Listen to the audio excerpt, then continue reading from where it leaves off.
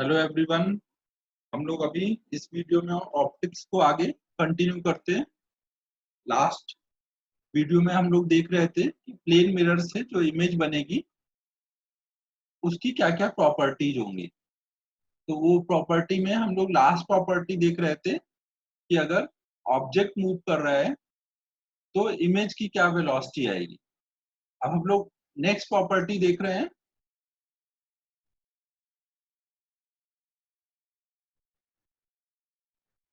Properties of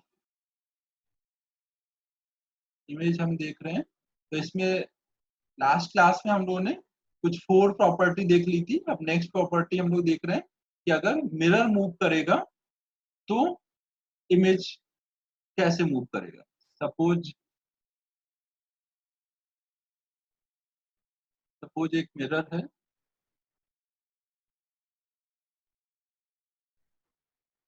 और इसके सामने यहाँ पे कोई ऑब्जेक्ट रखा है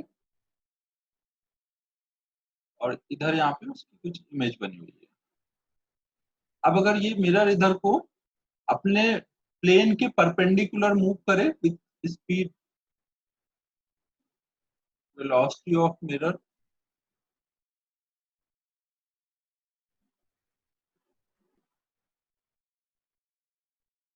अगर मिरर ऐसे परपेंडिकुलर मूव करे तो यहाँ पर इमेज किधर को मूव करेगा हमें ये देखना है। तो देखिए हम यहाँ पे क्या बोल सकते हैं। अगर हम मिरर से ऑब्जेक्ट की डिस्टेंस अभी बोले डी है तो ये डिस्टेंस भी कितनी आएगी, डी। अब अगर हम मिरर को एक्स आगे मूव करा दें तो क्या होगा। अगर सपोज मिरर आगे को एक्स मूव करे,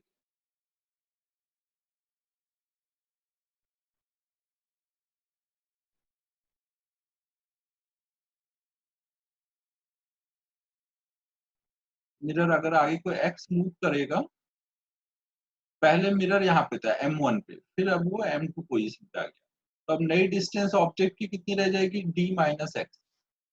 अब ऑब्जेक्ट से मिरर की जो डिस्टेंस होगी उतनी ही डिस्टेंस पीछे इमेज बनेगी। तो अब जो नई इमेज बनेगी, अगर ये इसको हम I1 बोले तो नई इमेज कहीं I2 होगी, जिसकी नई पोजीशन जो है मिरर से उससे डिस्टेंस कितनी होगी, d माइनस एक्स। न्यू जो मिरर की पोजीशन है, हमने देखा कि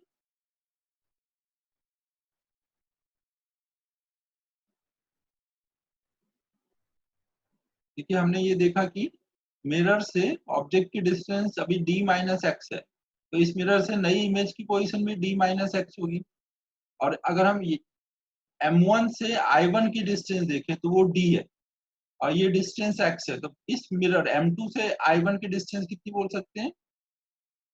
अगर हम यहाँ से डिस्टेंस देखें m2 से तो ये d प्लस एक्स हो जाएगी। तो m2 से हमें I1 की डिस्टेंस पता है, m2 से I2 की डिस्टेंस पता है, तो इनके बीच की डिस्टेंस हम सब्ट्रैक्ट करके निकाल सकते हैं। तो यहाँ पे हम बोल सकते हैं डिस्टेंस बिटवीन I1 I2 कितना होगा, I1 I2 के बीच की डिस्टेंस कितनी होगी, m2 से I1 की डिस्टेंस माइनस m2 से I2 की डिस्टेंस, तो ये कितनी आ गई, 2x। तो इसका क्या मतलब निकल रहा है, इसका देखिए ये मतलब निकल रहा है कि अगर मिरर इधर को x चलता है तो इमेज भी उसी डायरेक्शन में चल रहा है, लेकिन कितना चल रहा है, डबल चल रहा है। अगर मिरर आगे कोई x जा रहा है तो इमेज उसी डायरेक्शन में 2x जा रहा है। तो हम बोल सकते हैं कि जो स्पीड ऑफ इमेज होगी परपेंडिकुलर डायरेक्शन में वो twice of speed of mirror होगी परपेंडिकुलर वाली। यहाँ पे देखिए प्लस है, यहाँ पे प्लस साइन है, मतलब सेम डायरेक्शन में होंगे और ट्वाइस हो जाएगी। अब अगर यहीं पर मिरर अपने प्लेन के परपेंडिकुलर चले, अगर मिरर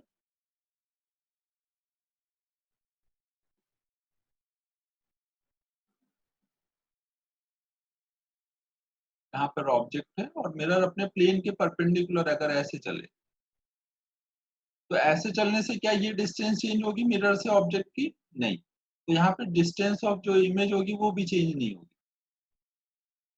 तो इसका मतलब हम बोल सकते हैं कि स्पीड ऑफ इमेज जो पैरेलल टू होगा वो यहाँ पर 0 बना रहेगा अगर मिरर चल रही है अपने प्लेन के परपेंडिकुलर। यहाँ पे मिरर चल रहा है अपने प्लेन के परपेंडिकुलर। ठीक है, क्लियर है सभी को? तो अगर हम मान लीजिए एक बेसिक सा क्वेश्चन करें,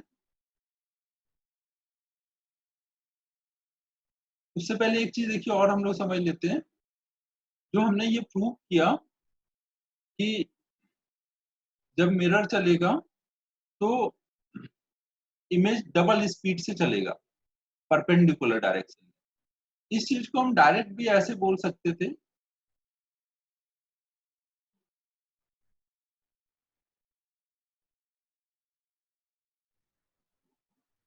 हमें पता है कि अगर ऑब्जेक्ट ऐसे चल रहा है, speed of object with respect to mirror perpendicular direction में पता है, तो स्पीड ऑफ इमेज क्या हो जाती थी? Speed of image with respect to mirror perpendicular direction में ये हो जाती है। तो हम बोल सकते हैं कि velocity of image with respect to जो मिरर होगी वो माइनस ऑफ होगी velocity of object with respect to mirror perpendicular direction. ये हमने लास्ट वीडियो में देखा था। अब देखिए हम इसको ऐसे लिख सकते हैं V I minus V M. ये सब कुछ हम लोग परपेंडिकुलर देख रहे हैं। अगर हम मान लीजिए इधर एक्स एक्सिस बोलते हैं और इधर को वाई एक्सिस, तो परपेंडिकुलर मतलब एक्स एक्सिस में, तो यहाँ पर हम लोग एक्स एक्सिस लिख देते हैं। सब कुछ एक्स एक्सिस में देख, ये सबका एक्स एक्सिस वाला जो वेलोसिटी होगा हम ऐसे लिख सकते हैं minus V O minus V X वाला। तो अब देखिए इससे क्या आ जाएगा, अगर वेलोसिटी ऑफ हमें आई एक्स चाहिए तो वो कितना हो जाएगा? Minus V O X plus two V M X. अब देखिए ये वही चीज बता रहा है, अगर ऑब्जेक्ट चल रहा है तो उसके अपोजिट में इमेज चलेगा, प्लस मिरर के चलने की वजह से उसके ट्वाइस है और इसके आगे प्लस है, मतलब सेम डायरेक्शन में चलेगा। अगर ये वाला पार्ट जीरो हो जाए, अगर ऑब्जेक्ट रुका हुआ है केवल मिरर चल रहा है, तो परपेंडिकुलर डायरेक्शन में जो मिरर की वेलोसिटी होगी उसके ट्वाइस से इमेज चल रहा होगा। ये वही चीज आ गई। ठीक है, और अगर हम परपेंडिकुलर को इससे प्रूव करें पैरेलल वाले को, यहाँ पे अगर हमें पता है कि नेक्स्ट वीडियो में देखते हैं,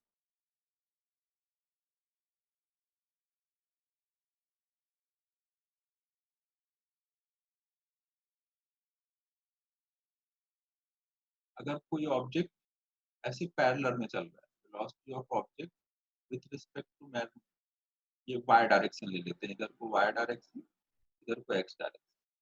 तो वाई डायरेक्शन के लिए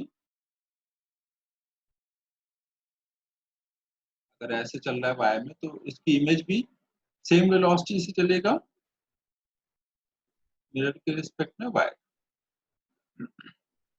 तो हम यहाँ पे बोल सकते हैं velocity of image with respect to mirror in y direction will be equal to velocity of object with respect to mirror in y direction। फिर अगर हम इसको ओपन कर दें तो इसको हम लिख सकते हैं वी आई वाई डायरेक्शन में minus V M Y direction में equal to V O Y direction में minus V M Y direction.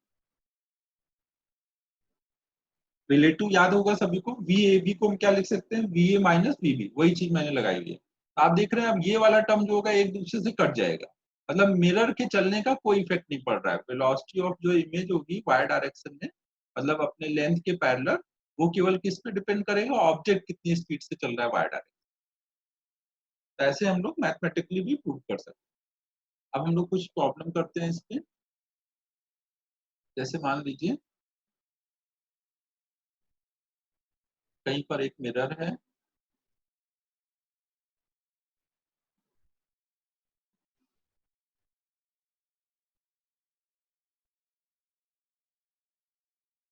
जो कि सपोज इधर को जा रहा है 2i cap plus 3j cap. ये वेलोसिटी ऑफ मिरर हो गया विथ रिस्पेक्ट टू ग्राउंड।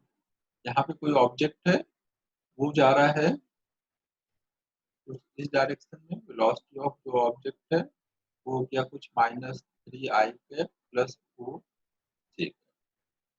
तो अब हमें बताना है कि इसकी जो इमेज बनेगी उसकी वेलोसिटी क्या होगी विथ रिस्पेक्ट टू ग्राउंड।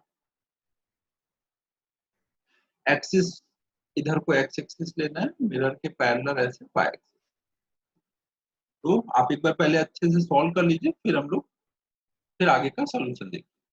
तो देखिए हम यहाँ पे इस बोल सकते हैं कि यहाँ पे क्या हो रहा है,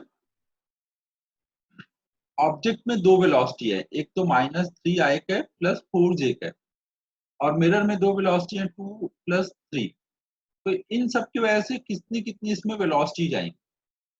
तो जैसे ऑब्जेक्ट में इधर को 3 है, इन सब चीजों को हम लोग दिखा लेते हैं डायग्राम में।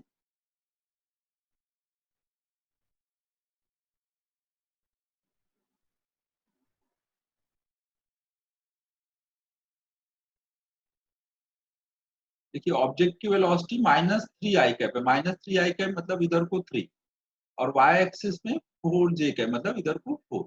मिरर की वेलोसिटी देखें तो इधर को 2 और इधर को 3। अब हम हर एक कंपोनेंट की वजह से देखते हैं कि इसके वजह से इमेज में कितनी वेलोसिटी आएगी, इसके वजह से कितनी आएगी, इसके वजह से कितनी आएगी, और इसके वजह से। अब देखिए हमें पता है कि ऑब्जेक्ट जब मिरर के परपेंडिकुलर चलता है, मिरर की ये प्लेन के परपेंडिकुलर, तो इमेज भी क्या होता है, उसकी वेलोसिटी के अपोजिट चलेगा सेम मैग्नीट्यूड से। तो हम बोल सकते हैं इस 3 की वजह से इमेज में कितनी वेलोसिटी आ जाएगी, इस 3 की वजह से जो इमेज होगा उसमें इधर को 3 वेलोसिटी आ जाएगी। फिर अगर ऑब्जेक्ट मिरर के पैरेलल चलेगा 4 से, तो इमेज भी पैरेलल चलेगा सेम वेलोसिटी से।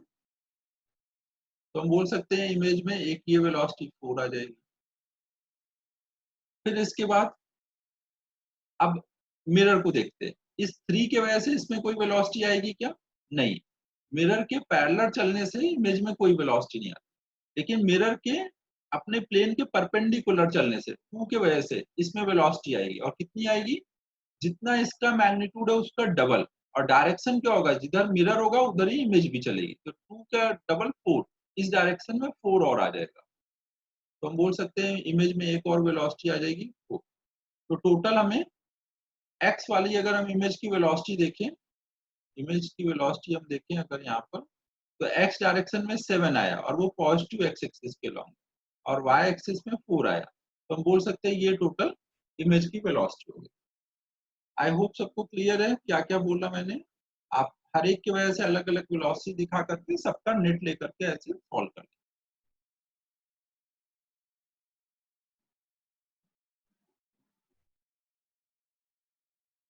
एक और प्रॉब्लम हम लोग करते हैं बेसिक सा। सपोज कोई मिरर है,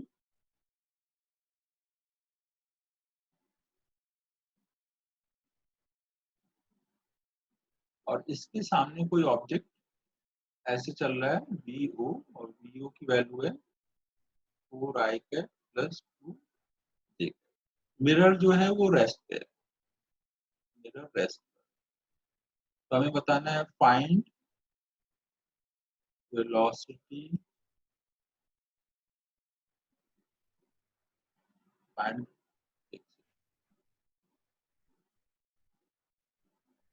find velocity of image with respect to object. अभी देखिए प्रीवियस प्रॉब्लम जो था उसमें सब कुछ हम ग्राउंड के रिस्पेक्ट में कर रहे थे। अगर इमेज की वेलोसिटी ऑब्जेक्ट के रिस्पेक्ट में निकालनी होगी तो हम क्या कर लेंगे, सारा वही सेम प्रोसेस करेंगे, इमेज की वेलोसिटी लिख लेंगे, और फिर बाद में रिलेटिव का कॉन्सेप्ट लगा देंगे। तो हम जैसे यहाँ पे बोल सकते हैं इस 4 क्या मतलब है, इधर को 4 है, ये 2 मतलब वाई डायरेक्शन में 2 है। तो यहाँ पे जो इमेज बनेगी, ये तो ऑब्जेक्ट, जो इमेज बनेगी इस 4 की वजह से क्या होगा, अपोजिट में -4 आया, मतलब डायरेक्शन अपोजिट हो गया। माइनस लगाने की जरूरत नहीं है ना, यहाँ पे हमने डायरेक्शन अपोजिट कर दिया तो हो गया। अब आप जब डायरेक्शन के आई जे में लिखिएगा तब देख लीजिएगा क्या -i कैप लिखना है प्लस आई, डायरेक्शन दिखा दिया हमने ना। अब यहाँ पे 2 है तो इधर को भी 2 आ जाएगा। तो हम बोल सकते हैं वेलोसिटी ऑफ इमेज कितनी हुई, -4 i कैप प्लस 2j। और वेलोसिटी ऑफ ऑब्जेक्ट हमें ऑलरेडी गिवन है 4i कैप प्लस 2, तो हम बोल सकते हैं velocity of image with respect to object वो कितना हो जाएगा, दोनों सब्ट्रैक्ट करेंगे -8i। ऐसे हम रिलेटिव बाद में सॉल्व कर लेंगे। अब नेक्स्ट प्रॉब्लम करते हैं।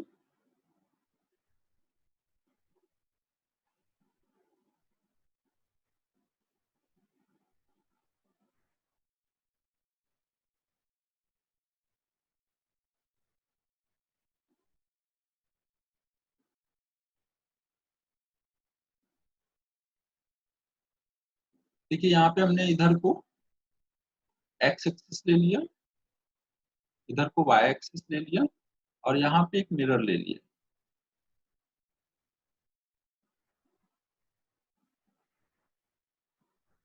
सपोज ये मिरर एक्स एक्सिस से थीटा एंगल पर है, और यहाँ पे एक ऑब्जेक्ट है वाई एक्सिस पे, और ये वाई एक्सिस के लॉन्ग कुछ यू स्पीड से जा रहा है ऑब्जेक्ट। ऑब्जेक्ट की वेलोसिटी वाई एक्सिस में है और उसकी वेलोसिटी कितनी है यू। तो हमें बताना है फाइंड वेलोसिटी ऑफ इमेज। ठीक है, सबको प्रॉब्लम क्लियर है? अभी तक देखिए हमने ये समझ लिया कि अगर ऑब्जेक्ट चलेगा और वो मिरर के पैरेलल चलेगा तो क्या वेलोसिटी होगी, मिरर के परपेंडिकुलर चलेगा तो क्या वेलोसिटी होगी। अब हमने जो अगला प्रॉब्लम दिया उसमें ये परपेंडिकुलर पैरेलल ये सब कुछ आपको सॉल्व करना है। पहले देखना है परपेंडिकुलर कितना है, पैरेलल कितना है, फिर उसके अकॉर्डिंग लेकर के आपको बताना है। तो हम देखिए यहाँ पे सॉल्व करने के लिए क्या कर लेंगे।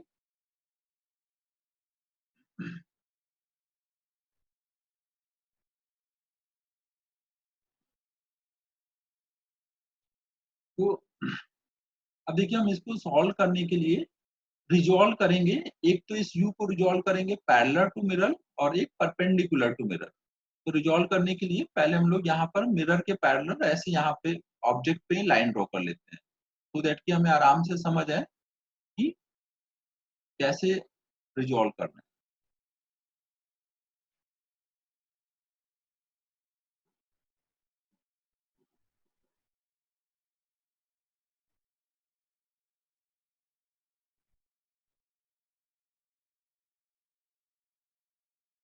यहाँ पे हमने मिरर के पैरेलल ऐसे लाइन ड्रॉ कर ली।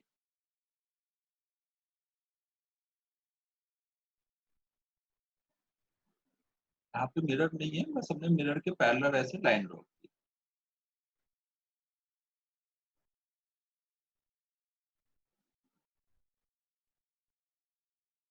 अब अगर हम इसको रिजॉल्व करें तो ये हॉरिजॉन्टल के साथ यहाँ पर ये थीटा एंगल बना रहा है, तो ये एंगल कितना आ जाएगा 90 माइनस थीटा। हमें यहाँ पे देखिए इसको रिजॉल्व कैसे कैसे करना है, एक तो मिरर के लॉन्ग और एक मिरर के परपेंडिकुलर। यहाँ पे देखिए हमें एक लाइन ऐसे मिरर के परपेंडिकुलर भी ड्रॉ करनी है।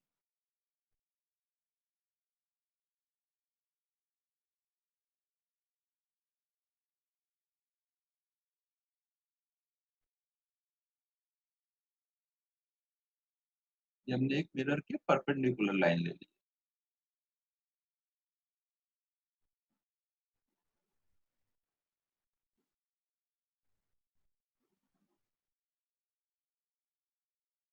अब देखिए अगर ये एंगल थीटा है तो ये वाला एंगल 90 माइनस थीटा होगा, तो यहाँ वाला एंगल थीटा आ जाएगा। अब हम u को रिजॉल्व करें तो u का इधर कंपोनेंट आ जाएगा u cos थीटा, और इधर आ जाएगा u sin थीटा। ठीक है, सबको क्लियर है? हमने इस u का इधर को, ये थीटा है तो उसके लॉन्ग u cos थीटा, और उसके परपेंडिकुलर इस लाइन के लॉन्ग u sin थीटा। अब इसकी जो इमेज होगी, इमेज कहीं इधर बनी होगी, जो ये परपेंडिकुलर डिस्टेंस इधर, तो इस डिस्टेंस पर मिरर के पैरेलल जो कंपोनेंट होगा उस इमेज की, उसमें भी वही वेलोसिटी होगी, और परपेंडिकुलर वाली यहाँ पे अपोजिट डायरेक्शन। तो हम यहाँ पे ऐसे बोल सकते हैं कि इधर का इमेज होगी और ये इधर को इसमें होगी u sin थीटा, और इधर को होगी u cos थीटा।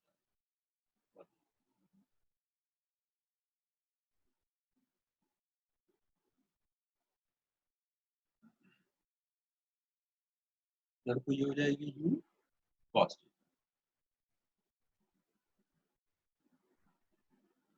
यहाँ पे अगर हम ऐसे, अब हमें देखिए इसको वेक्टर फॉर्म में लिखना है, तो अगर हम यहीं पर एक्सिस ऐसे बना ले, एक्स एक्सिस और वाई एक्सिस, क्योंकि हमें इसको वापस से रिजॉल्व करना पड़ेगा। अब देखिए इसके एंगल अगर आपको देखने हैं तो आप क्या करिए, ये u sin थीटा का एंगल देखना है तो आप यहाँ पे देखिए, ये u sin थीटा, ये तो दोनों पैरेलल वेक्टर है ना, तो ये x एक्सिस से थीटा एंगल पे है, तो मतलब ये भी x एक्सिस से थीटा एंगल पे है। u cos theta y axis से थीटा एंगल है, तो ये अपोजिट में ऐसे जा रहा है, तो ये y एक्सिस से थीटा एंगल, मतलब ये एंगल थीटा और ये एंगल थीटा है,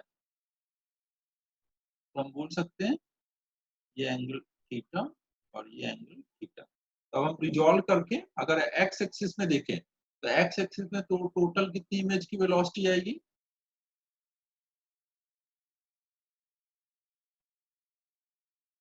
इमेज की वेलोसिटी अगर हम x में देखें तो देखिए एक तो u sin थीटा रिजॉल्व करने की वजह से आएगा, u sin थीटा का x में कंपोनेंट आएगा u sin theta cos theta, और u cos थीटा को रिजॉल्व करेंगे तो इधर आएगा u cos theta into cos theta, और इधर u cos theta into sin theta. Resolve तो आप कर लेंगे, सबको रिजॉल्व करना क्लियर है, तो हम बोल सकते हैं, लिख ही देता हूँ, इधर एक तो आ जाएगा u sin theta into cos theta, अभी हमने इसको रिजॉल्व किया है, और इधर को इसका कंपोनेंट आ जाएगा u sin theta into sine.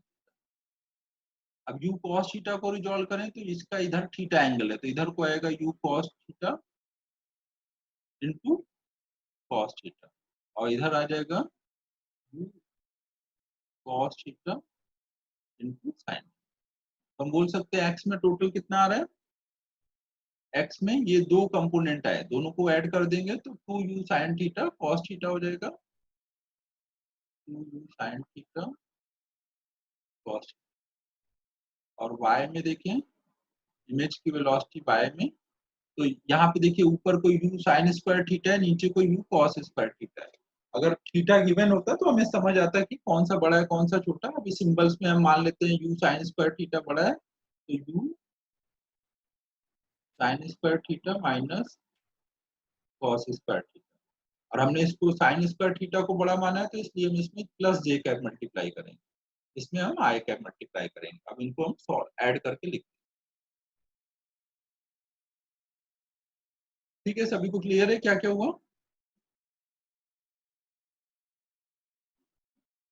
अब एक और प्रॉब्लम हम लोग करते हैं, जहाँ पे यहाँ पर दो मिरर रखे हुए हैं थीटा एंगल पर, ऐसे दो मिरर रखे हुए हैं,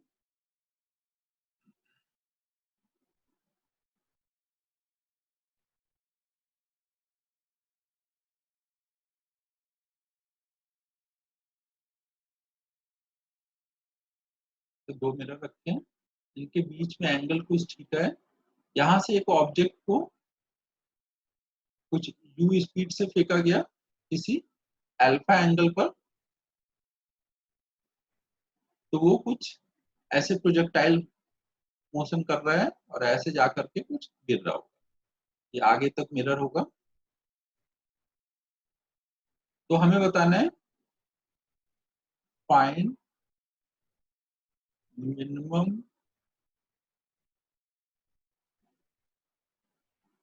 velocity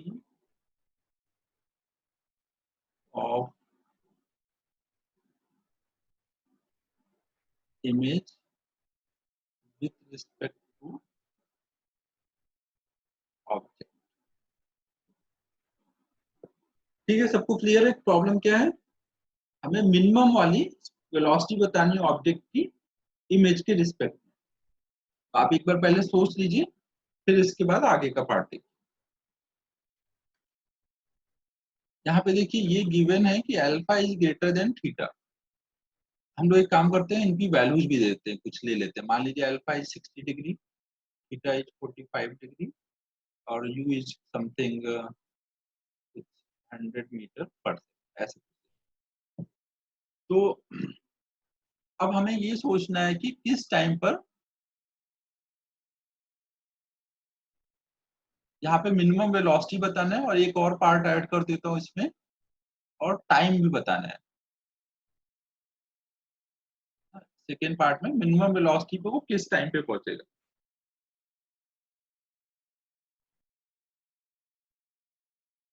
time taken for part one, तो पार्ट वन में हम सॉल्व कर रहे हैं उसके लिए कितना टाइम लगा। तो हमें देखिए ये पता है कि ये 60 डिग्री से अगर चलना शुरू हुआ तो इसका वेलोसिटी का एंगल कम होते होते लास्ट में क्या हो जाएगा, ऐसे हॉरिजॉन्टल हो जाएगा। तो 60 से एंगल कम होते होते जीरो हुआ, तो मतलब बीच में कहीं ना कहीं ये 45 भी हुआ होगा, कहीं पर ये हॉरिजॉन्टल के साथ 45 हुआ होगा। जब ये 45 हो जाएगा उस टाइम पर ऑब्जेक्ट जो है वो मिरर के पैरेलल चल रहा है, तो उसकी इमेज भी क्या होगी, फिर उसी डायरेक्शन में चलेगी सेम वेलोसिटी से।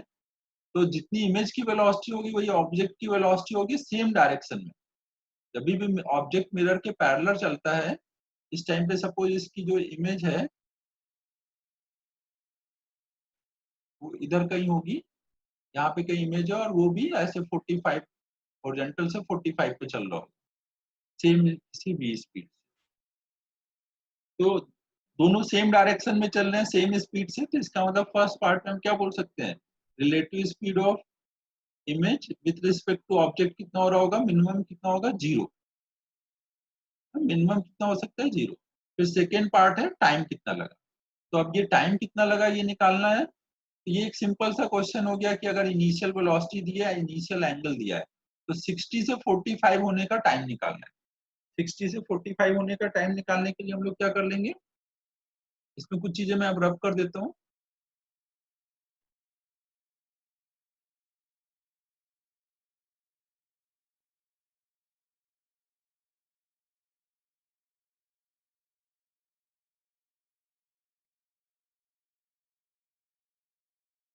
जैसे हमें पता है कि इनिशियल स्पीड है u इज 100, और ये कुछ ऐसे पैराबोलिक पाथ पे गया और कहीं यहाँ पर आने के बाद इसकी स्पीड कुछ v हो गई और एंगल ये 45 है।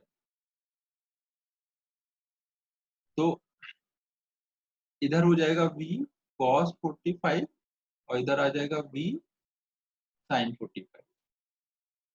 ऐसे हम हॉरिजॉन्टल और वर्टिकल निकाल लेंगे। फिर हमें पता है कि हॉरिजॉन्टल वेलोसिटी हमेशा सेम रहेगी, तो v cos 45 बराबर होगा u cos 60 के। तो यहाँ पे हम बोल सकते हैं v cos 45 मतलब 1/√2 इक्वल टू 100 इंटू 1/2। तो इससे हम v की वैल्यू बोल सकते हैं 100 बाय √2 या फिर 50√2, अगर ऊपर नीचे √2 से मल्टीप्लाई कर, तो ये तो हमारा v की वैल्यू होगी। अब अगर v की वैल्यू आ गई तो हम यहाँ पे निकाल सकते हैं,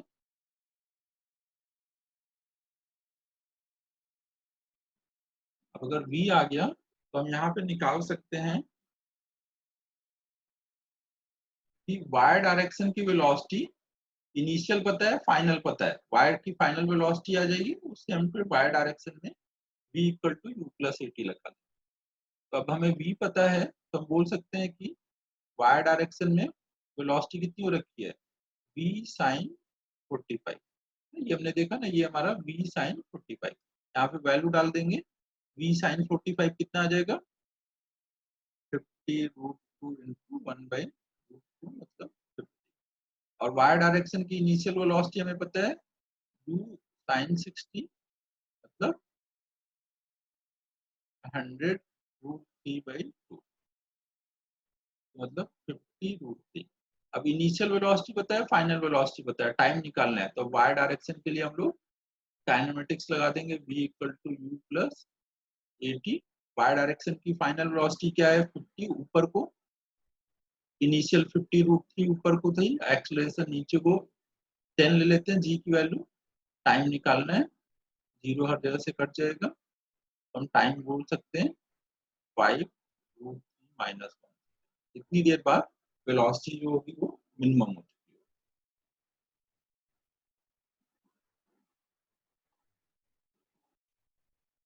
अब और अभी हमें प्रॉब्लम करनी है इस पे, नेक्स्ट प्रॉब्लम करते हैं। सपोज दो मिरर हैं,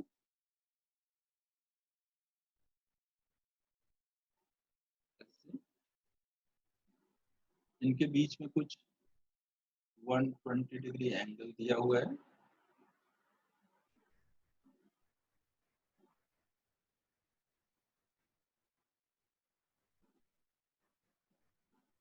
यहाँ पे कोई ऑब्जेक्ट है जो मिरर वन के पैरेलल चल रहा है, ये मिरर वन है, ये मिरर टू है।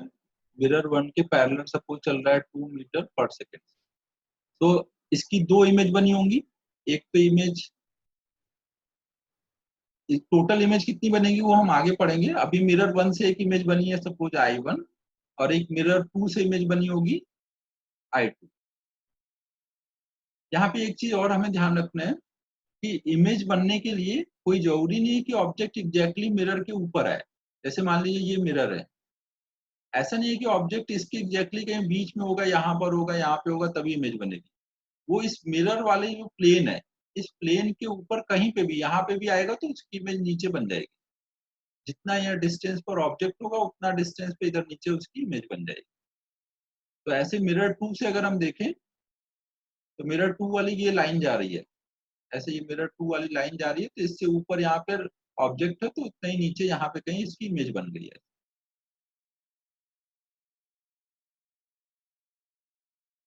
तो ऐसे हमने इसकी दो इमेजेस दिखाए हुए हैं।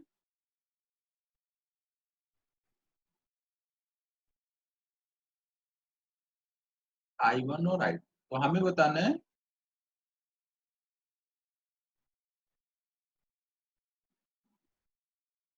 कि यहाँ पर relative speed of first image with respect to second image कितना हो रहा होगा।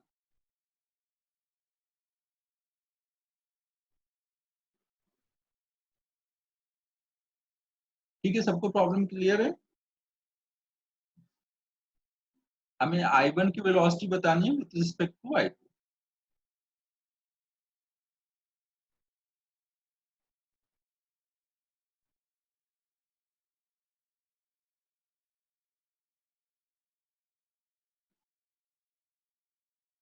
अब देखिए यहाँ पे सॉल्व करने के लिए हम ऐसे इजीली सोच सकते हैं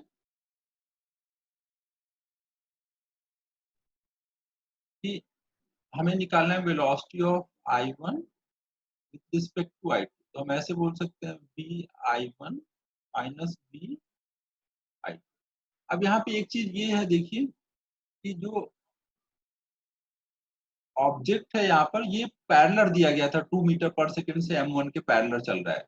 तो इस जो I1 होगा वो भी इधर को ही चल रहा होगा 2 मीटर पर सेकंड से। जब पैरेलल चलता है तो ऑब्जेक्ट की और इमेज की स्पीड सेम हो जाती है, सेम डायरेक्शन। तो ये ऐसे सेम डायरेक्शन में जा रहा है, मतलब जो VI1 होगा वही हम बोल सकते हैं V ऑफ ऑब्जेक्ट है। यहाँ पर VI1 और V ऑफ ऑब्जेक्ट सेम हो रखा है। V of object is equal to V of I। तो कुछ भी अगर हमें I1 का निकालना है तो हम किसका निकाल सकते हैं, ऑब्जेक्ट का निकाल सकते हैं। तो इसका मतलब हम बोल सकते हैं कि हमें यहाँ पे क्या फाइंड करना है। ये वाला पार्ट आप समझ गए, वी VI1 है, सेम है, तो हम बोल सकते हैं कि यहाँ पर VO माइनस VI2 निकालना है। मतलब हमें ऑब्जेक्ट की स्पीड बतानी है, एक तरह से ऑब्जेक्ट की स्पीड बतानी है इस इमेज के रिस्पेक्ट। अब वो निकालना हमें आसान है, हमें पता है कि यहाँ पर अगर हमें निकालना है तो हम क्या करेंगे, एक ऐसे पैरेलल लाइन ड्रॉ कर लेंगे। ऐसे पैरेलल लाइन ड्रॉ कर लेंगे।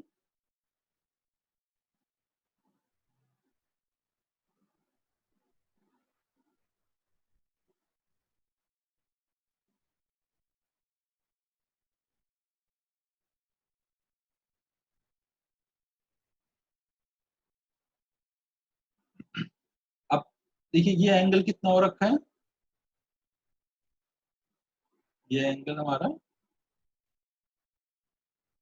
60 डिग्री है। तो यहाँ पे भी ये एंगल 60 हो रहा होगा। तो अगर हम 2 को रिजॉल्व करें, ये 2 है तो 2 का इधर कंपोनेंट आएगा 2 cos 60, और इधर आएगा 2 sin 60। तो इमेज में भी क्या स्पीड होंगी, जो मिरर के परपेंडिकुलर है वो तो अपोजिट में ऐसे आ जाएगा 2 sin 60, और जो पैरेलल है वो एज इट इज रहेगा 2 cos 60। अब रिलेटिव में जो सेम डायरेक्शन में है वो तो कट जाएंगे, और जो अपोजिट में है वो ऐड हो जाएंगे।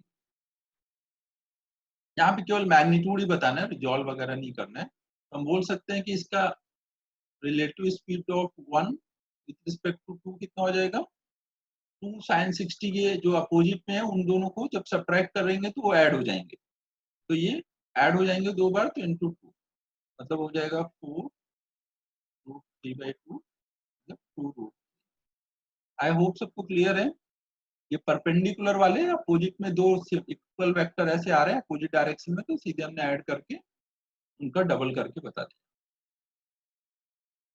एक और प्रॉब्लम कर लेते हैं इस पे।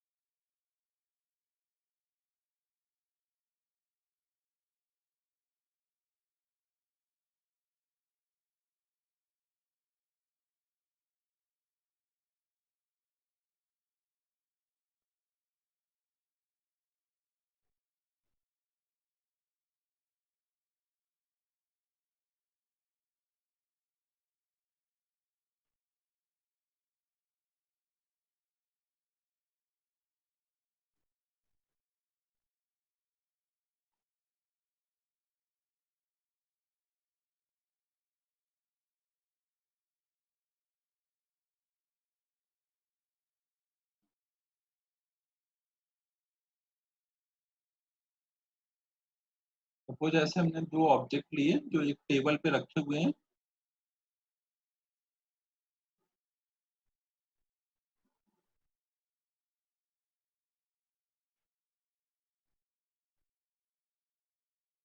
और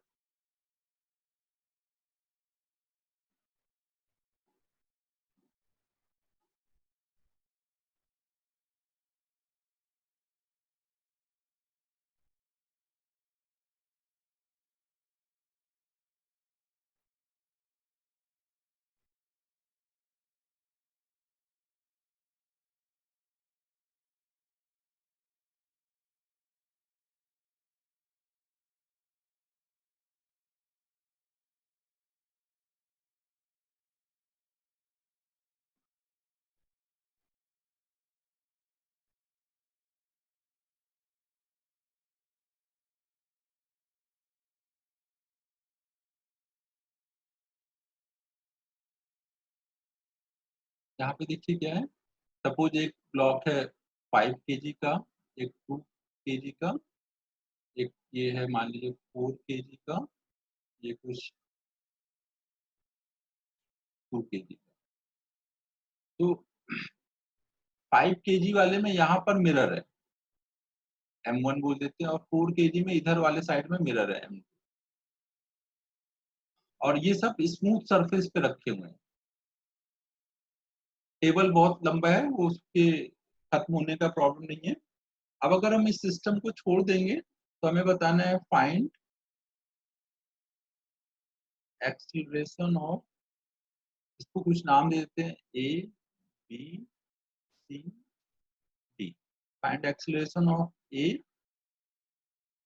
विथ रिस्पेक्ट टू B।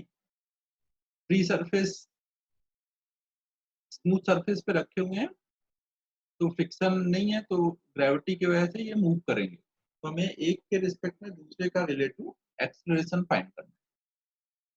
तो आप पहले एक बार सोच लीजिए, फिर हम लोग सॉल्व करते हैं।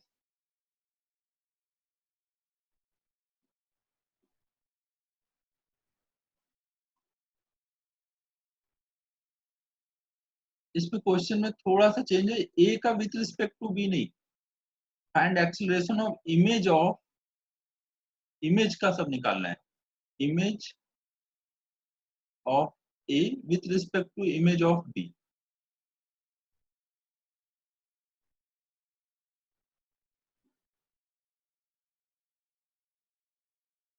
Image of B. देखिए यहाँ पे क्या हो रहा होगा, यहाँ पे मिरर फिट है, तो ए वाले मिरर में बी की इमेज बन रही होगी और बी वाले मिरर में ए की इमेज बन रही होगी, तो हमें उसमें रिलेटिव एक्सीलरेशन फाइंड करना।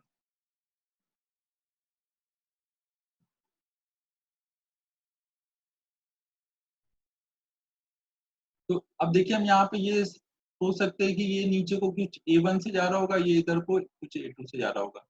सी वाला अगर इधर को A1 से जा रहा है मतलब ये इधर को A1 से जा रहा होगा, ये इधर को A2 से जा रहा होगा। A1 A2 तो हम डायरेक्ट लिख सकते हैं। अब वो लॉज ऑफ मोशन का पार्ट है, आपको डायरेक्ट आना चाहिए। मैं डायरेक्ट लिख रहा हूँ net pulling force upon net mass of system, तो 2/7g। सेम वे में अगर मैं A2 निकालूं तो होगा net pulling force upon net mass of system, तो 2g/6 मतलब g/3। तो ऐसे A1 A2 आ गए। अब अगर इनमें मैं देखूं तो ए की जो इमेज होगी बी वाले मिरर में बनी होगी वो कहीं इधर होगी, तो वो इमेज में कौन कौन से एक्सीलरेशन आएंगे। और ये ध्यान रखिए जैसे वेलोसिटी का रिलेशन हमने देखा हुआ है वैसे ही एक्सीलरेशन के रिलेशन आ रहे हैं। तो हम ऐसे बोल सकते हैं कि ए की मिरर बी में कहीं इमेज बनी होगी वो कहीं इधर पीछे होगी ए डैश, और बी की इमेज कहीं इधर बनी होगी वो बी डैश होगी। अब यहाँ पर अगर ऑब्जेक्ट इस डायरेक्शन में A1 से जा रहा है तो उसकी जो इमेज होगी वो अपोजिट में A1 से जा रही होगी, मतलब A डैश जो इमेज होगी उसमें एक तो इधर को एक्सलेशन होगा A1।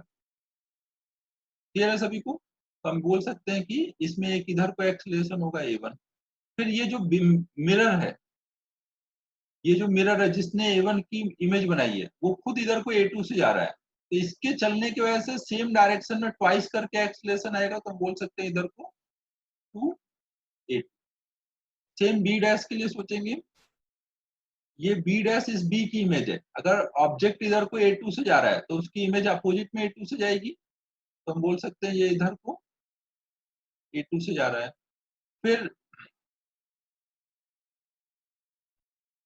ये जिस बी डैश इस ए में ही बना हुआ है, ए वाली मिरर खुद इधर को A2 A1 से जा रही है, A1 से जा रही है, तो जिधर को मिरर जाती है उसके ट्वाइस से ये जाएगा इधर को सेम डायरेक्शन में, तो बोल सकते हैं ये इधर को +2A1 से जा रहा है।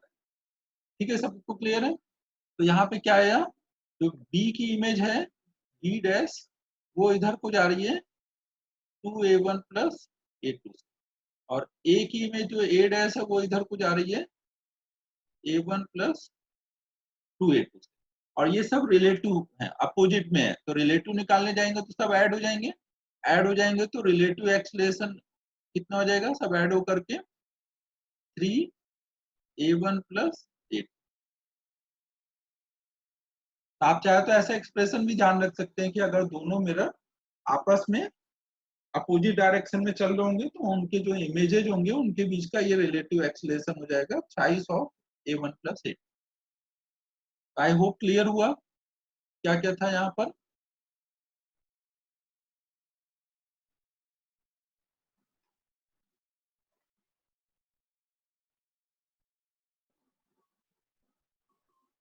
यहाँ पे अब बाद में हम लोग वैल्यू वगैरह डालना होगा, ये A1 A2 निकाल रखा है वो डाल करके बाकी आगे का सॉल्व कर। अब हमें नेक्स्ट कॉन्सेप्ट देखते हैं। अब नेक्स्ट कॉन्सेप्ट भी हम लोग प्रॉब्लम के ही फॉर्म में देखते हैं। तो नेक्स्ट हम लोग देख रहे हैं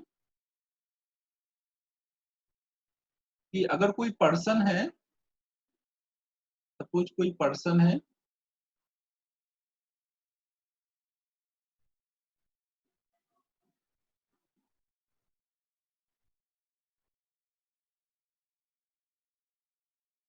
ये ऐसे कोई पर्सन है जिसको मैंने एरो करके बताया हुआ है, उसका हेड यहाँ पर है, उसका आई यहाँ पर है और इसका फीट यहाँ पर है। तो हमें बताना है कि इसको अगर अपना पूरा इमेज देखना है तो इसके लिए कितनी लेंथ का, मिनिमम कितनी लेंथ का मिरर लगेगा। तो यहाँ पे क्वेश्चन में दो पार्ट है। पहला पार्ट है find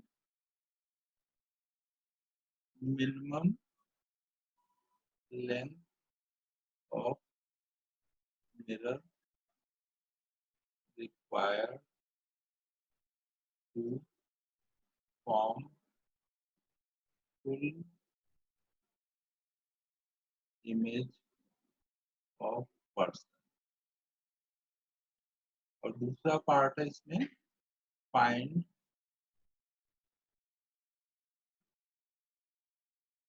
minimum length of mirror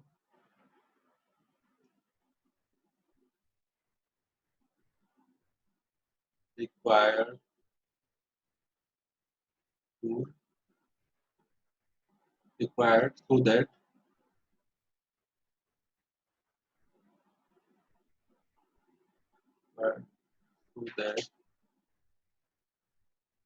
person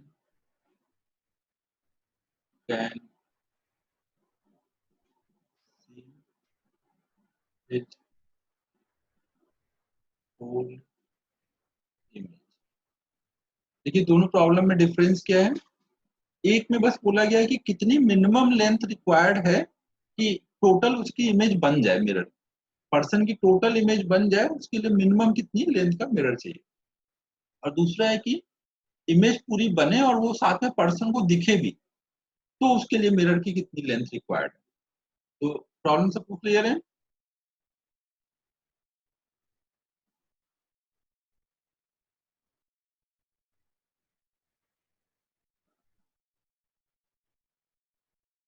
अब देखिए इसको सॉल्व करने के लिए हम ऐसे सोच सकते हैं। अब मैं इसी में प्रॉब्लम रब करके कर देता हूँ।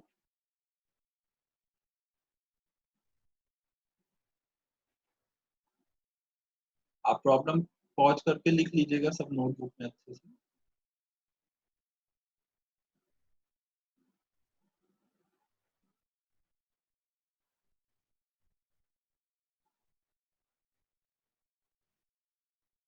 देखिए जैसे पहला पार्ट है कि मिनिमम कितना लेंथ चाहिए मिरर का। तो अगर मैं कोई भी ऑब्जेक्ट के आगे एकदम बहुत छोटा सा मिरर रख तो भी अब इस मिरर के प्लेन के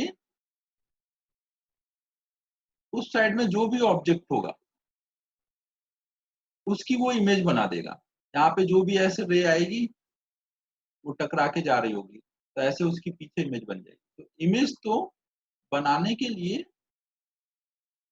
एकदम बहुत ही छोटा सा मिरर भी कर देगा काम। अब ये अलग बात है कि जो इमेज बनेगी वो देख पाएगा कि नहीं। अब जैसे यहाँ से रे आ रही है, ये रे आ रही है और टकरा के कहीं इधर गई, तो कोई ऐसी रे नहीं है जो टकरा के आए तक पहुंच पा रही है। तो अभी यहाँ पे मिरर रखा है, फुल इमेज बनेगी, लेकिन पर्सन देख नहीं पाएगा। अगर वो अपने को थोड़ा एंगल पे घुमाए तो कुछ कुछ चीजें वो देख सकता है। तो इसका मतलब क्या है कि कोई भी ऑब्जेक्ट की इमेज बनाने के लिए तो एक बहुत ही छोटा सा है, इनफाइनाइटेसिमली स्मॉल मिरर भी हर एक ऑब्जेक्ट की पूरी इमेज बना देगा। लेकिन वो देख पाएगा या नहीं देख पाएगा वो अलग बात है।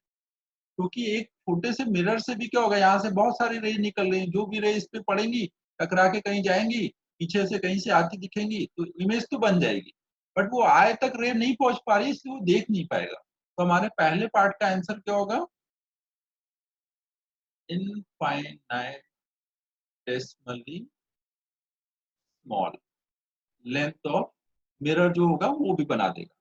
अब हमें सेकेंड पार्ट देखना है कि पर्सन की इमेज बन भी जाए और पर्सन उस फुल इमेज को देख भी ले, हमें ये देखना है।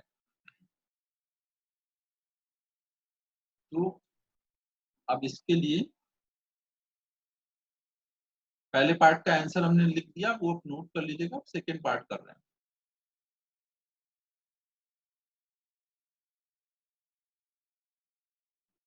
यहाँ पे देखिए हमने मान लिया ये यहाँ पे कहीं आय था, हेड से आय तक की डिस्टेंस h1 है, आय से फीट तक की डिस्टेंस कुछ h2 है। टोटल पर्सन की हाइट हो गई h1 प्लस h2, तो ये होगी हाइट ऑफ पर्सन।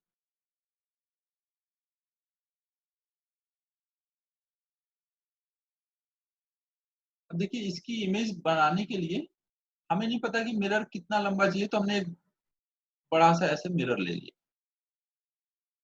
अब इसमें जितना लेंथ हमें लगेगा वो हम रखेंगे, बाकी रब कर देंगे। तो अब देखिए यहाँ पे क्या होना है, हेड की इमेज आई में कब देख पाएंगे, जब हेड से चलने वाली रे आफ्टर रिफ्लेक्शन आई पे आके गिरे, तो जाकर के हमें हेड की इमेज दिख पाएगी ऐसे।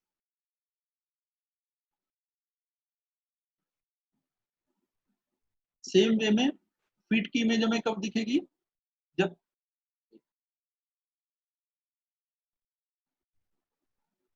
जब ऐसे फीट से चलने वाली कोई रे ऐसे आई पे आके गिर रही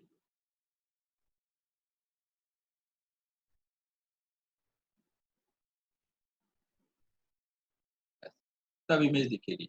इमेज होगी कहाँ पर, जैसे ये हेड है, तो इस हेड की इमेज एक जो सीधे परपेंडिकुलर रे गई होगी वो इधर कहीं आई होगी, तो पीछे जो इमेज होगी इधर कहीं बनी होगी।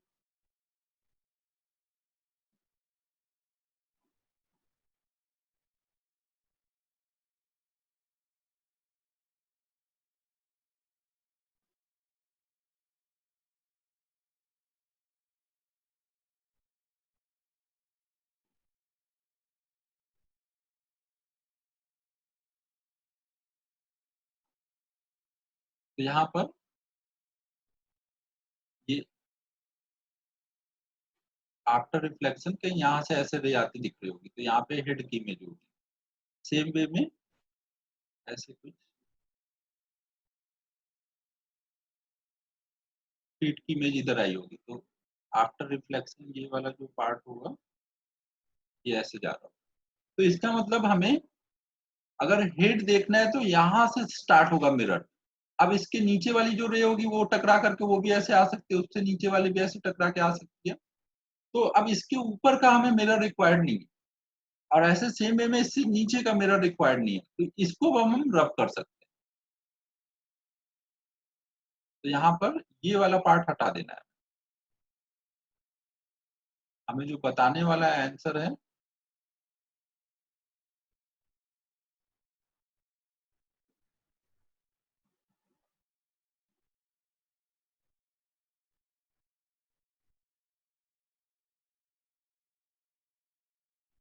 केवल हमें इतना ही मिरर लगेगा, क्योंकि अब इतने मिरर में क्या है, मिरर के जो लोएस्ट पॉइंट से, अभी क्या है, मिरर के लोएस्ट पॉइंट से फिट की इमेज बन जा रही है और हाईएस्ट पॉइंट से हेड की। अब अगर हेड दिख गया तो हेड के नीचे का तो सब दिख ही जाएगा, फिट दिख गया तो फिट के ऊपर का सब दिख जाएगा। तो अब इससे नीचे और इससे ऊपर की मिरर हमें नहीं लगेगी। तो यही हमारी मिनिमम लेंथ ऑफ मिरर है जो हमें चाहिए। अब इसको सॉल्व करने के लिए हम क्या कर सकते हैं, यहाँ पे हम ऐसे सॉल्व कर सकते हैं, यहाँ से अगर हम एक ऐसे लाइन ड्रॉ करें और एक ऐसे लाइन, तो आप देखेंगे कि ये जो दो ट्रायंगल बन रहे होंगे, एक ये ऊपर वाला ट्रायंगल, ये नीचे वाला ट्रायंगल, ये दोनों कॉन्ग्रुएंट ट्रायंगल है, क्योंकि ये एंगल ऑफ इंसिडेंस पर और एंगल ऑफ रिफ्लेक्शन बीच में ये साइड कॉमन है, और ये 90 डिग्री, ये 90 डिग्री, दोनों कॉन्ग्रुएंट ट्रायंगल है। कॉन्ग्रुएंट ट्रायंगल है तो हम बोल सकते हैं कि यहाँ पे ये, अगर हमें एक और लाइन दिखानी पड़ेगी ऐसे,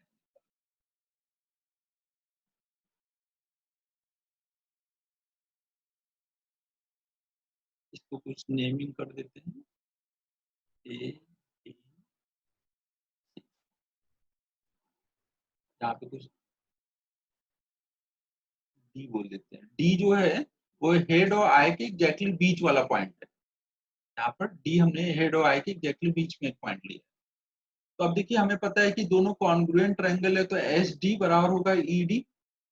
यहाँ पे दोनों कॉन्ग्रुएंट ट्रायंगल है, triangle H A D congruent है ट्रायंगल डी ए ई के साथ। तो इसका मतलब एच डी बराबर है डी ई, और डी ई जो होगा, ये जो डी ई होगा, ये ऐसे पैरेलल लाइंस कही है ना, तो वो बराबर होगा ए बी के, ये बी दिया है, तो हम बोल सकते हैं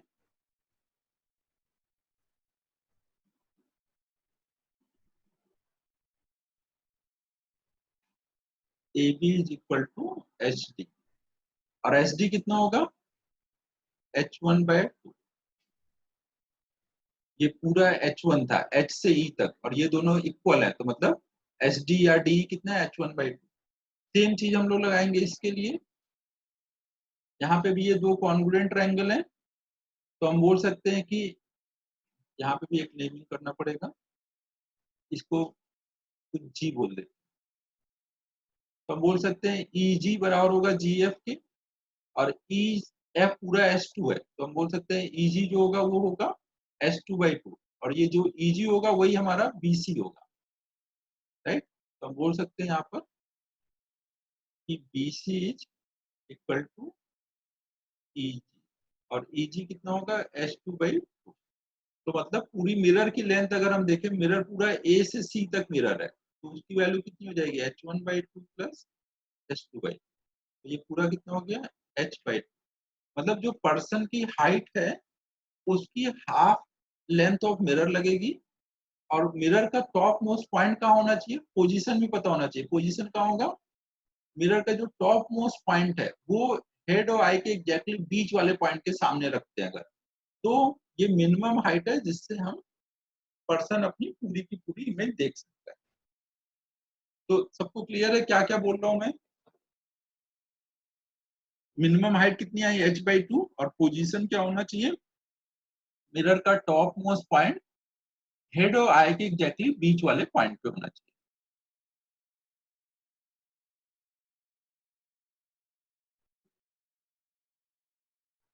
तो ये सब आप पॉज करके लिख लीजिएगा, मैं आप लास्ट में रिजल्ट लिख देता हूँ, वो आपको याद रखना है।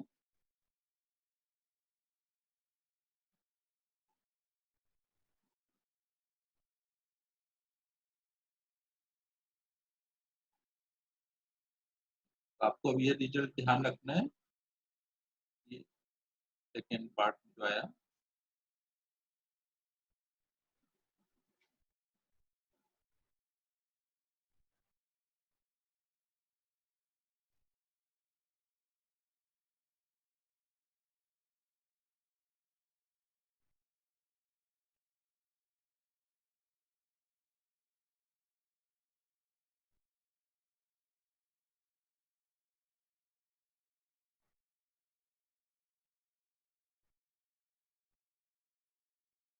minimum length of mirror to see full length of image, and image full length of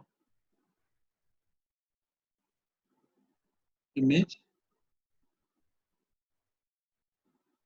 full length of image will be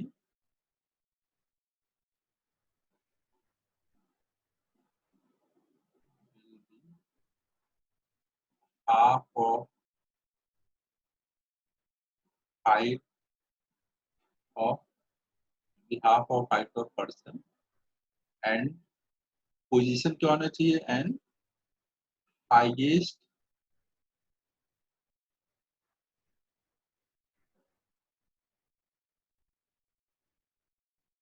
point of mirror should be in front of mid point of head and eye। ठीक है, clear है क्या बोल रहा हूं मैं। तो ऐसे ही और हम लोग एक प्रॉब्लम करते हैं।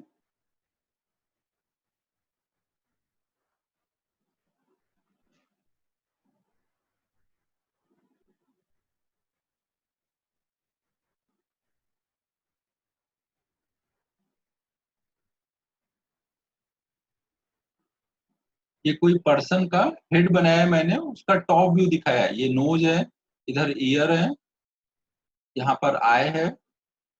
तो ये टॉप व्यू ऑफ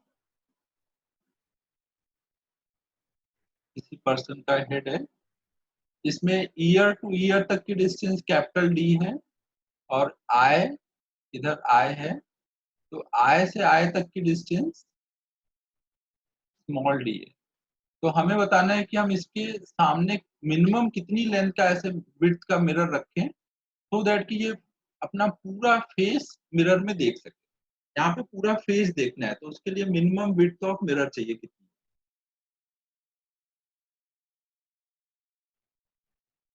यहाँ पे मिरर रखना है सामने। एक चीज ये देखिएगा कि डिस्टेंस से कोई फर्क नहीं पड़ रहा है ना, प्रीवियस क्वेश्चन में भी ये मिरर को हम पर्सन से कितनी दूरी पे रखें इससे कोई फर्क नहीं पड़ रहा है, आप कहीं पे भी रखिए, ये डिस्टेंस मैटर नहीं करेगा। सेम चीज यहाँ पे भी है, मिरर को कितनी दूर रखना है इससे मतलब नहीं है, हमें यहाँ बताना है कि ये जो विड्थ ऑफ मिरर होना चाहिए ये कितनी होनी चाहिए सो दैट कि person can see full full face. Find minimum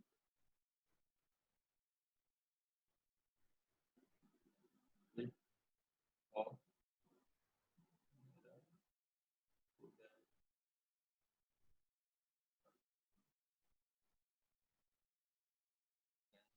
the full image of face। Face में ईयर टू ईयर तक की डिस्टेंस डी है और आई टू आई तक की डिस्टेंस स्मॉल डी है। कैपिटल डी क्या है, डिस्टेंस बिटवीन ईयर्स, और स्मॉल डी क्या है, डिस्टेंस बिटवीन आई। ठीक है, प्रॉब्लम सबको क्लियर है, एक बार सोच लीजिए फिर सॉल्व करते हैं हम लोग। तो देखिए अब इसको सॉल्व करने के लिए हम लोग ऐसे सोच सकते हैं,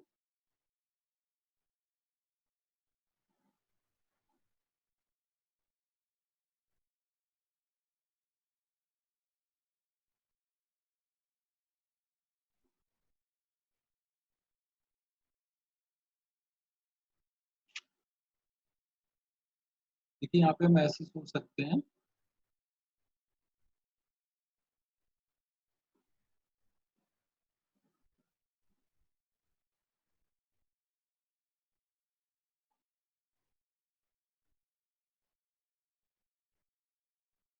देखिए हमें नहीं पता कि कितनी विड्थ ऑफ मिरर चाहिए तो हमने एक बड़ा सा ऐसे मिरर ले लिया। अब इसमें जितनी हमें लेंथ लगेगी उतना हम यूज कर लेंगे। तो यहाँ पर हम इनकी नेमिंग कर देते हैं, कुछ मान लीजिए ए बी, दोनों आई, ईयर को ए और बी बोल दिया, आई को सी और डी बोल दिया। अब अगर हमें हमें ये वाला ईयर देखना है तो रे ऐसे जाएगी और टकरा के इधर आ रही होगी और साथ में एक ऐसे जाकर के इधर भी आ रही होगी। तो हमको क्या चाहिए कि अगर इधर से चलने वाली रे इधर पहुंचेगी, इस ईयर से चलने वाली रे अगर टकरा कर डी पे पहुंच जाएगी इधर वाले आई पे, तो इसके इधर का बाकी सारा का सारा फेस वो देख सकता है। सेम वे में अगर इधर से चलने वाली रे इधर पहुंचेगी तो फिर इसके इस साइड का, आई के इस साइड का सारा पार्ट वो देख सकता है, तो पूरा फेस कवर हो जाएगा। हम ऐसे नहीं सोच सकते कि ए वाली रे जाए और इधर ही साइड में चली जाए तो बस ये साइड दिखेगा, इधर वाली साइड जाए और इधर दिख जाए तो फिर ये बीच का क्या होगा, फिर हम कुछ बोल नहीं पाएंगे। तो हमें यहाँ देखने के लिए कैसे सोचना है, इधर से ए से चलने वाली रे अगर डी पे आ गई तो फिर ए दिख गया तो ए के इधर का सारा दिखेगा। ऐसे बी से चलने वाली रे टकरा कर सी पे आ जाए तो सी के, बी दिख गया तो सी के इधर का सारा कुछ दिखेगा। तो हम यहाँ पे ऐसे सोचेंगे कि ए से चलने वाली रे आफ्टर रिफ्लेक्शन डी पे आ जाना चाहिए, और सेम टाइप से बी से चलने वाली रे आफ्टर रिफ्लेक्शन ऐसे सी पे आ जाए।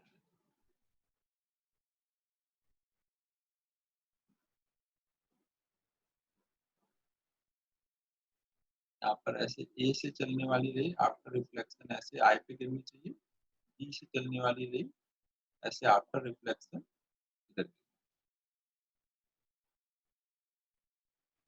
तो इसका मतलब कितनी हमें मिरर की लेंथ रिक्वायर्ड है, ये जो लेंथ आ रही है, इसके अलावा जो भी मिरर है वो हमें नहीं लगेगा। मतलब हम ये सारा पार्ट अब यहाँ से हटा सकते हैं, ये सब नहीं लगे।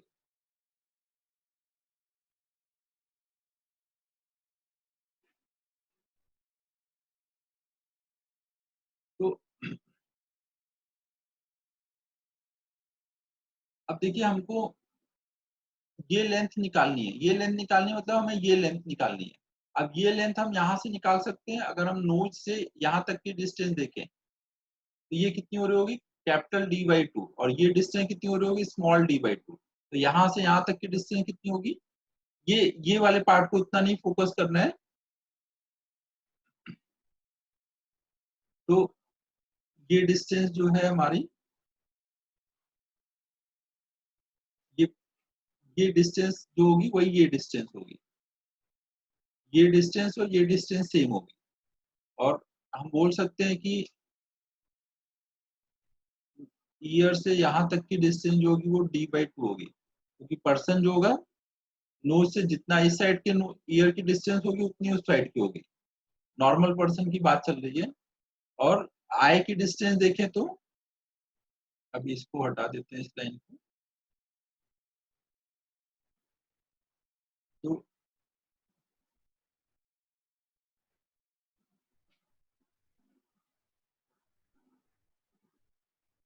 ये डिस्टेंस जो होगी वो डी बाई टू होगी।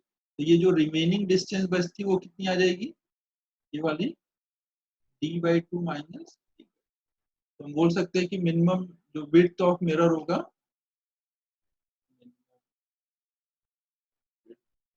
Of mirror required to see full face, तो उसके लिए D minus D by two, ये हमारा आंसर।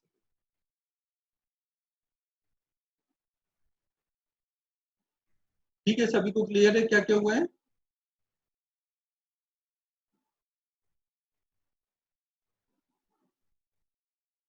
ये रेज सब पैरेलल होंगे, ये कैसे हो रहा है, ये आप सिमेट्री से सोच सकते हैं। यहाँ का एंगल ऑफ इंसिडेंस निकालिए, यहाँ का एंगल ऑफ इंसिडेंस निकालिए, आपको सब कुछ सेम दिखेगा, जो यहाँ हो रहा होगा वो इधर से हो रहा होगा। तो ये सब पैरेलल है, ऐसे करके हमने सोच। नेक्स्ट प्रॉब्लम करते हैं।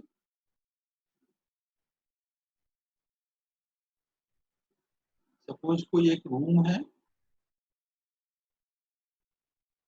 इसमें कोई एक पर्सन खड़ा है, रूम में वॉल को कुछ नाम दे दिया ए बी सी डी। तो अगर हमें ए बी वाले वॉल पे मिरर लगानी है, हमें इस वॉल पे मिरर लगानी है, इस वाले वॉल पे हम यहाँ मिरर लगाएंगे, यहाँ पे मिरर लगाएंगे। तो हमें बताना है कि हम मिरर को मिनिमम कितनी लेंथ का लगाएं कि ये जो पीछे सीढ़ी वाली वॉल है ये पूरी की पूरी हम देख सकें, पूरी की पूरी हमें सीढ़ी वाली वॉल देखनी है। इसमें देखिए ये डिस्टेंस हमें दे दी गई है कि अगर ये टोटल लेंथ कुछ एल है, रूम का विड्थ, तो पर्सन अभी जो कुछ ईटा एल डिस्टेंस पे खड़ा है,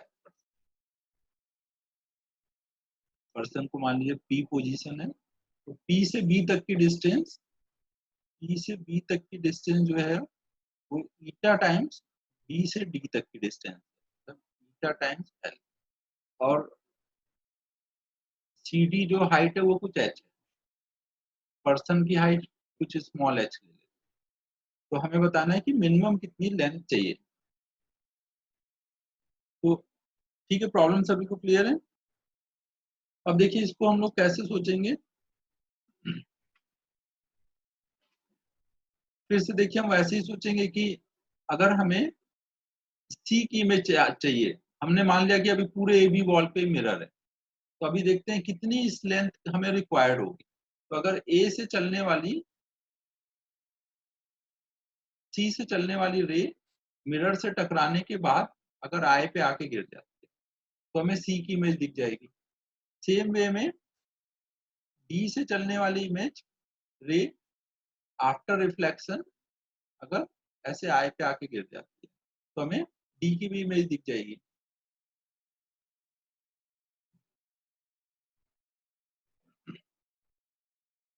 अब इस चीज को समझाने के लिए थोड़ा मैं फिगर बीच में लेता हूँ।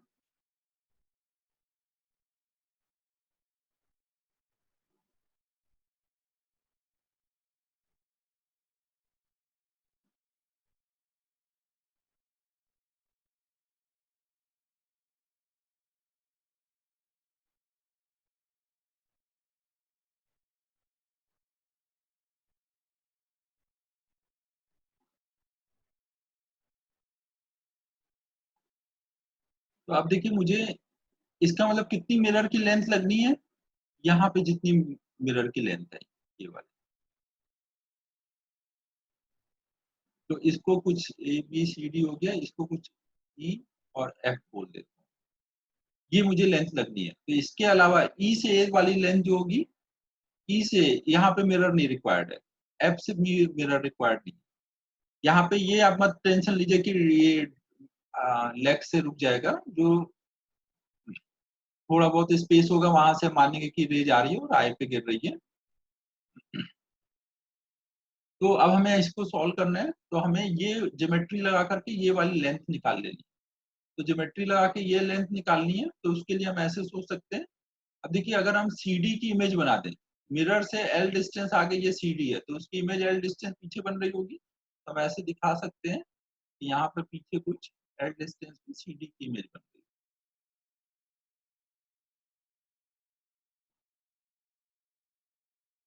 है। C डैश D डैश, और ये डिस्टेंस भी कितनी होगी, मिरर से जितना आगे ऑब्जेक्ट हो उतना पीछे। और अगर हम ये रे जो थी इसको एक्सटेंड करें, तो ये पीछे C डैश पे बनेगा, और इसको एक्सटेंड करें तो ये यहाँ पर D डैश होगा ना। ये ऐसे रे आई होगी, ऐसे गई होगी। ऐसे अगर हम एक नॉर्मल रे लेके जाए तो नॉर्मली जैसे जो इमेज बनाने के लिए होता है, यहाँ तो ऐसे मिरर है नहीं, और कोई रे लेके आए ऐसे करें तो ये पीछे ऐसे C डैश D डैश बना। तो अगर हम लोग यहाँ पे पर्सन के यहाँ पे कुछ नाम और ले लेते हैं, ABCD हो गया, EF हो गया है, जी। यहाँ पे हम पर्सन के हेड पे अगर G ले लें, तो अब देखिए यहाँ पर एक ट्रायंगल ये बन रहा है, ये देखिए स्ट्रेट आती दिखेगी ना, ये वाली रे अभी इधर से आती दिखेगी, तभी इमेज दिखेगी हमें C डैश। तो एक ट्रायंगल है हमारा C dash G D dash, और एक छोटा ट्रायंगल है EGF, ऐसे ट्रायंगल बन गए। तो ये दोनों सिमिलर ट्रायंगल होंगे, ये एंगल सेम होगा दोनों में, और ये एंगल और ये एंगल सेम आएगा, ये एंगल और ये एंगल सेम आएगा। तो ट्रायंगल, यहाँ पे triangle C dash D dash G similar to होगा ट्रायंगल EF। तो हम बोल सकते हैं दोनों में, ट्रायंगल में अगर हम रेशियो देखें हाइट और बेस का, अगर हम इस वाले में हाइट देखें तो हाइट कितनी बोलेंगे, ये ईटा L है, और ये कितना होगा, ये पूरा L है, तो ये पीछे इमेज भी L पे जब बनी है, तो ये पूरी डिस्टेंस इसकी हाइट कितनी है, L प्लस ईटा L, और इसका बेस की लेंथ में, और इसकी बेस की लेंथ कितनी है H। और ऐसे छोटे वाले ट्रायंगल में हाइट कितनी है, ईटा L, और बेस की लेंथ हमें निकालनी है। तो हम क्या बोल सकते हैं,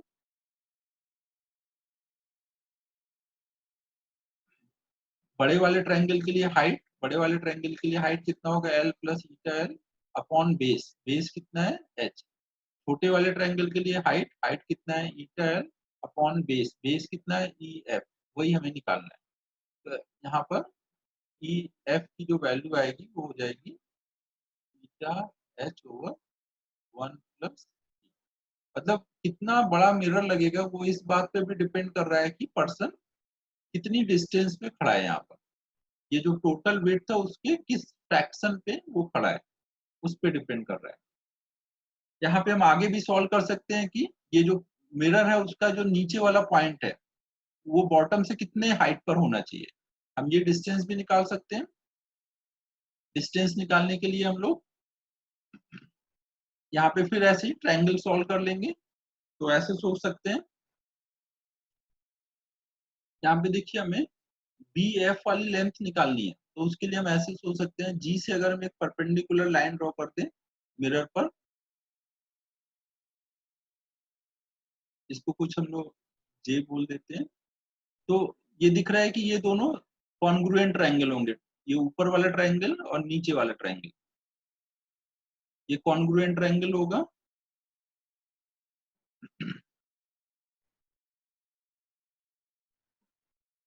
एक मिनट,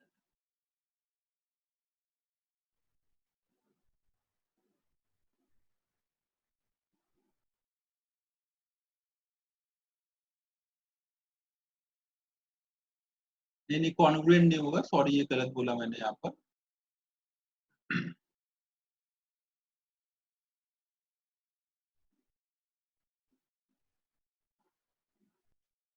इसमें देखिए हम लोग ऐसे सोचते हैं तो ज्यादा बेटर पड़ेगा, ये जो है इसको और पीछे तक एक्सटेंड कर लेते हैं। अब देखिए यहाँ पे दो ट्रायंगल बन रहा है, एक ये वाला ट्रायंगल और एक ये बड़ा वाला ट्रायंगल, ये दोनों सिमिलर ट्रायंगल है। तो ये पर्सन की हाइट h है, मतलब हमें ये वाली हाइट पता है, ये लेंथ पता है, इसमें ये लेंथ पता है छोटे ट्रायंगल में, तो हम ये साइड आ जाएगी। अब ये साइड आ जाएगी तो हम ये निकाल सकते हैं, क्योंकि ये पूरा h है, उसमें से ये लेंथ आ गई तो हम ये वाला बता सकते हैं पोजीशन क्या होगी। तो हम लोग अब ऐसे सोच सकते हैं, कोई रेज कर देते हैं या आप नोट कर लीजिएगा वीडियो पॉज करके।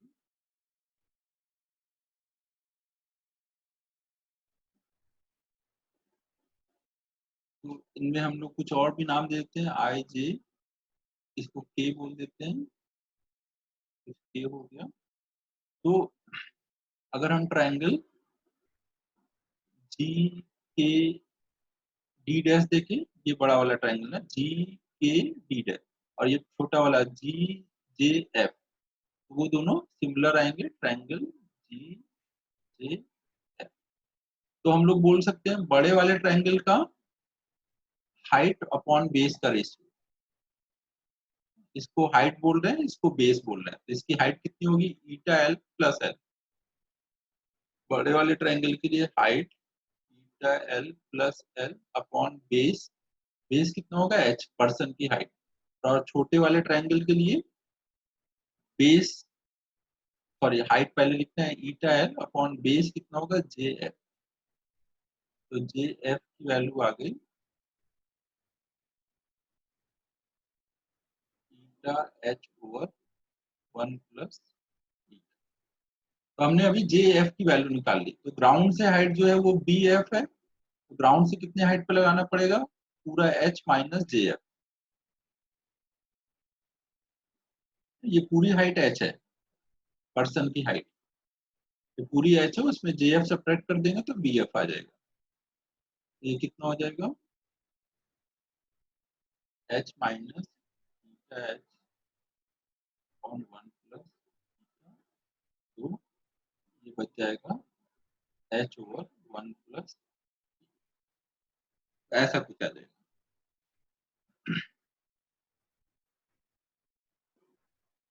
तो ये हम लोगों ने कुछ प्रॉब्लम की है इमेज फॉर्मेशन को लेकर के। अब नेक्स्ट हमें देखना है मल्टीपल इमेज, अगर दो मिरर एक साथ रखे हो तो वहां पर कैसे मल्टीपल इमेज बनाते हैं, उन, उनका नंबर क्या होगा, उनका लोकेशन क्या होगा। तो प्लेन मिरर में बस ये एक टॉपिक और रह गया है, और एक फील्ड ऑफ व्यू। तो मल्टीपल इमेज और फील्ड ऑफ व्यू वो मैं नेक्स्ट वीडियो में कवर करूंगा।